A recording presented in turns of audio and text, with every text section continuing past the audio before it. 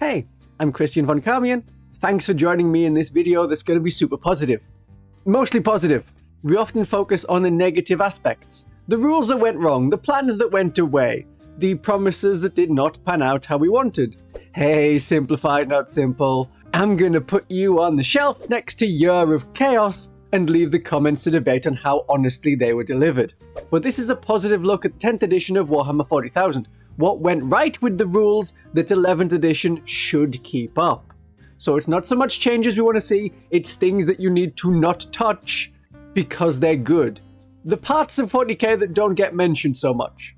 Whereas it's almost always, they need to change this soon, or they should change this to make it better. The stratagems. So much better than 9th edition. We haven't got 30 stratagems accessible to every army available across a range of supplement books, then army books, and the core rules. In 10th edition, each detachment has 6 stratagems on top of the core stratagems. That is manageable, more memorable, and it helps the sub-factions of the detachments to stick to a theme. As more detachments have come out, it increased the options, but it didn't increase the memory load, unless you had to remember what your opponent can do. Is this the detachment with resurrecting characters, or the one with the leave and return stratagem to send a unit into reserves? But you can ask your opponent and they will explain their 6 stratagems, and probably only use 3 of them anyway. It is a shame that tank shock and grenades can't really be used by factions with a lot of monsters and generic infantry, like demons and tyrannids, they come to mind, but otherwise the core stratagems are good and all of them get used. After the majority were tweaked in wording or use or how many command points they cost. One idea to build on this is to have 1 or 2 stratagems that the faction always has access to, like Space Marine Armor of Contempt and Genestealer Occult Return to the Shadows / Resistance Tunnels, and being able to move blips around. That feels like such a core part of the army, it's weird to have it replicated over and over in every different detachment, or it's weird in those detachments where you don't have such a core part of your army's theme. Part of the positive of stratagems is an increase in the amount of reactions you have in your opponent's turn. In 9th edition it was pretty much just Overwatch, but in 10th edition it has reaction moves, like Termagants, reaction shooting, like Praise the Fallen, rapid ingress to set up a unit ready for your turn but you set up in the enemy's turn, so you're doing something other than modifying the dice roll for your opponent to roll. If 11th edition stays as an I go, you go system, and I think it should, and I expect it will, you're not waiting for your opponent as you do nothing except eat your chips. Depending on how you interpret the word chips, a different image came to mind. Characters are really well done in this edition. We're not joining and leaving units like we were in 3rd, 4th, and 5th edition, and we're not getting strange combinations of captains on foot with Space Marine bikers, or 6th edition's big friendship squad with loads of different characters in one unit. The units you can join is strict and based on the character's datasheet, and only one character can join a unit, with some specified characters able to double up with other specified characters in specific units. This is a much more balanced way of running characters. It would be nice if, in reverse, the units had the characters that can join them on their datasheet. That would make list building easier. Some units have the, if a character could join X unit, it can join this unit, but that led to a lot of confusion over which units the Inquisitor can join, and I've done my best to explain it to the fullest. 10th edition's character rules are better than early editions because the characters do something for the unit. Why would I put a librarian in a tactical squad if the librarian's job was to smite the enemy? It's so he has ablative bodies to keep him alive. The tactical squad really hasn't gained anything. But now, if a librarian joins a tactical squad, the squad has a 4+ invulnerable save. So characters contribute something to the unit. And characters in units works better than 8th or 9th edition, where the characters operated alone, their benefit being auras but only to certain keyword units. Characters could be massive force multipliers, but the rules were different. If you wanted to shoot at a character, there was this horribly long checklist to go through. How far away is the character? What units are near the character? What kind of units are they near to? How many wounds did the character start with? How many models are in the nearby unit? Being a model in the unit that dies last is so much easier to follow. If the character was alone, and they have the special rule lone operative, that is far simpler than look out, sir. You can't shoot them with weapons over 12 inches. You can with weapons within 12 inches. Very easy. You can have characters alone on the battlefield, and you aren't locked out of certain units or characters based on army construction. An Apothecary Biologus from the Leviathan starter set can't join anything in that starter set, but they can hang around alone, easily getting shot. I also like that the character gets something depending on the unit they join. It's not always the case, but as part of the unit, the character gets the benefit of the unit. A Patriarch joining a Genestealer squad can now advance and charge, because the unit can advance and charge. An Adeptus Sororitas Palatine joining Novitiates can reroll hit rolls of 1, because the unit can reroll hit rolls of 1. So depending on which unit you put the character with, the character will get a different benefit. Army construction is a lot easier. While many lament the loss of the Force Organization chart, if you squint hard enough, the army construction of 10th edition is the Force Organization chart. You could have 2 to 6 troop choices, now you can have up to 6 battle line units. You used to have 3 heavy support choices, now you can have 3 exorcists in a 2,000 point game. But you can also have 3 retributor squads. Previously they were heavy support. The Force Organization charts of the past ended up having more exceptions than armies that truly followed it. Special formations to have all tanks, a lot of heavy support units, an unusual number of elite choices. Fast attack choices like bikes count as troops. The strict numbers of units allowed is a lot simpler and removes the annoyance of a troops tax. How do you get around having to have 2 troops choices? So you have 2 squads of 5 scouts, 2 squads of 5 battle sisters, just because you have to. The armies don't look like they're lore-accurate armies, and the troops choices that didn't do a lot more than similar units, they were begrudgingly taken. I want to take Sternguard, but I guess I will have to take these tactical squads, said someone with poor taste who dismisses tactical squads. So if you want a lore-accurate Imperial Guard tank company in 10th edition, you can have one without being forced to take an infantry platoon walking behind. Despite the lifting of restrictions, armies still look like lore-accurate armies because the units have rules that better match their roles and give value in their ability.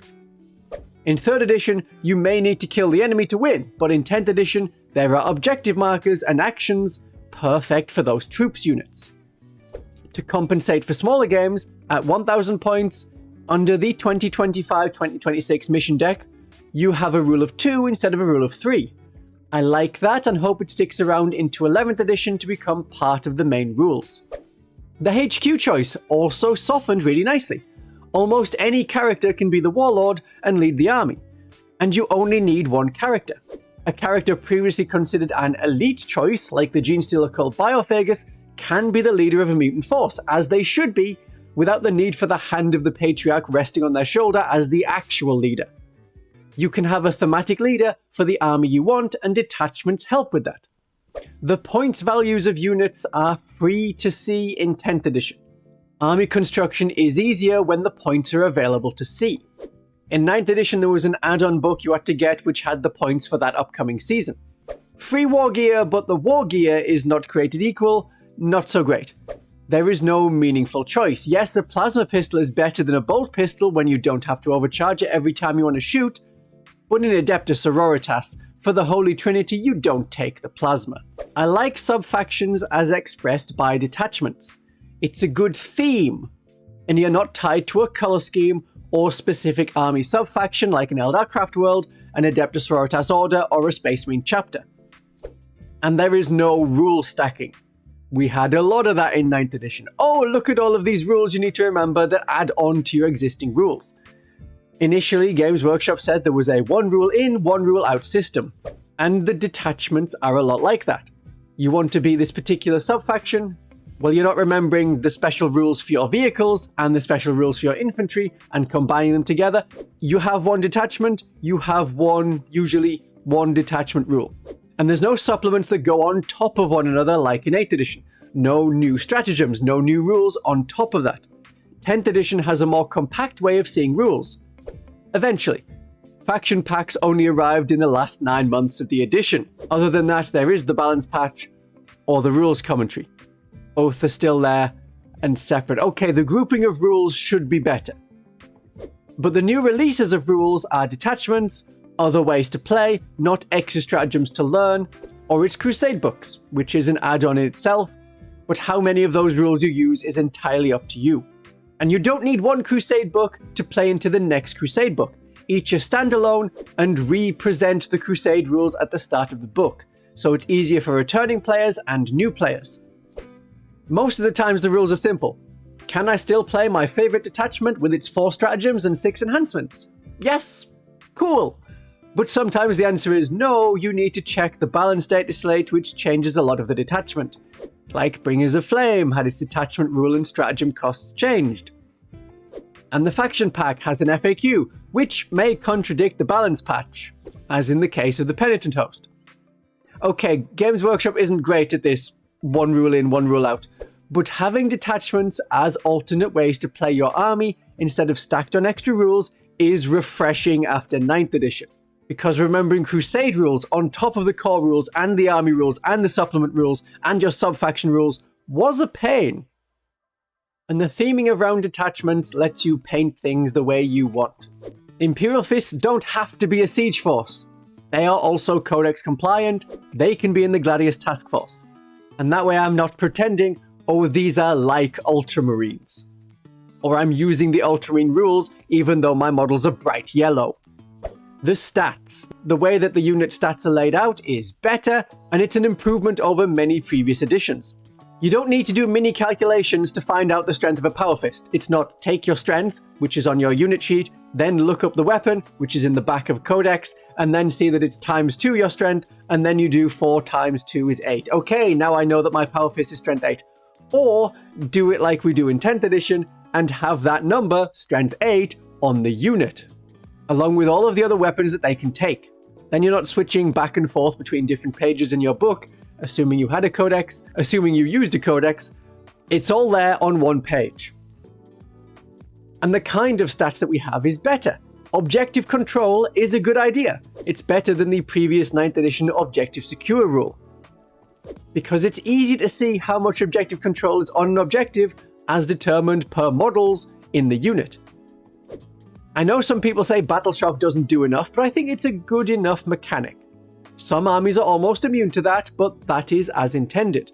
No one is running away. Space Marines know no fear, and we can assume that the guardsmen fighting are the few brave or mad enough ones to keep going, while any that would run did not play any serious part in the battle. You're battle shocked, not routing. Reducing armor penetration across the board when compared to 9th edition was well done. This avoided a constant meta arms race of increased defense, increase AP, add armor of contempt rule. Do we want to modify the cover rules? Because in 9th edition everyone had +1 to their save. Battle Sisters in a Ruin are on a 2+ save. The armor of contempt rule was there so that anyone that had a 3+ power armor save, or was in an army that had a 3+ power armor save, ignored the first point of armor penetration. That included things like Chaos Spawn and Chaos Cultists. But some weapons that were meant to be able to take out Space Marines now couldn't, so you increased their AP, and then you removed the Armor of Contempt rule. And AP -2 was standard, and AP -1 appeared on the weapons of the most basic units, like Eldar Guardians, Tau Fire Warriors, Orc Choppers, Space Marine, everything. This edition has been much more calm. Armor saves feel about right, and we don't have any weapons that ignore invulnerable saves. Invulnerable saves can do their job of being an invulnerable save. 10th edition also saw an increase in strength values, so we could go higher than 10. Same as with toughness. Having strength and toughness 10 was almost an arbitrary cap that we had from earlier editions, so that when you lay it out as a table, you can read it as a table. As soon as we changed to 8th edition, and the strength and toughness comparison was whether it's higher, lower, or double, that's when we should have gotten rid of the cap of strength 10. I hope that 11th edition continues to maybe expand the different strengths and toughnesses we have, so we can have a greater range. It's not clustered around the toughness 3, toughness 4, with the occasional toughness 5 army. But it works well enough. I like that. But if we can increase toughness as one of the ways to represent a unit being tougher, we can get rid of the annoying feel no pain rule that slows down the game so much. It worked up till 7th edition, where like every infantry unit had 1 wound. It doesn't work so much in this edition. There's a lot to criticize, with an aim to improve it, but I also think the good should be praised so that it sticks around. So, 11th edition needs to define the ways to play. Perhaps we didn't praise enough the 8th and 9th edition core rules having the ways to play, something 11th edition needs to bring back. And there are other improvements in these two videos. It depends if you want to watch the 1-player version or the 2-player version. So thanks for stopping by to listen to me talk about what I enjoyed about this edition of the game. My darlings and viewers, have a great day of 40k.